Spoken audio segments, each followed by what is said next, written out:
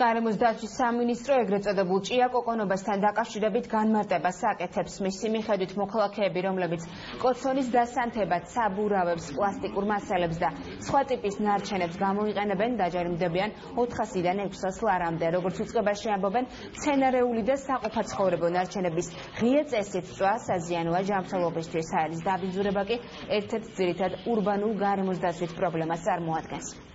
არსებული მონაცემებით ერთი ზონა რეზინის საბურავი და ერთ-ერთი ძირითად ურბანულ გარემოს დაცვის პრობლემას წარმოადგენს. გარემოს დაცვის ზედამხედველობის დეპარტამენტი აფრთხილებს მოსახლეობას არ დაწვან საბურავები და პლასტიკური მასალები. განსაკუთრებით სახიფათოა რეზინის საბურავები, რომლებიც უამრავ საშიშ ქიმიურ ნივთიერებას შეიცავს. საფრთხე ექნება მოსახლეობის, განსაკუთრებით კი ბავშვების ჯანმრთელობას, რომლებიც აქტიურად მონაწილეობენ ამ რიტუალში. დეპარტამენტი დააწესებს მკაცრ კონტროლს, პატრულება განხორციელდება საქართველოს მთელ ტერიტორიაზე, მოხდება მონიტორინგი და ასევე იმ შემთხვევაში თუ გამოვლინდება სამართალდარღვევა, ანუ ღია წესით საბურავების, ფოთლების ან სხვა ნარჩენების დაწვა, ადმინისტრაციულ სამართალდარღვევათა კოდექსი ითვალისწინებს სანქციას 400-დან 600 ლარამდე.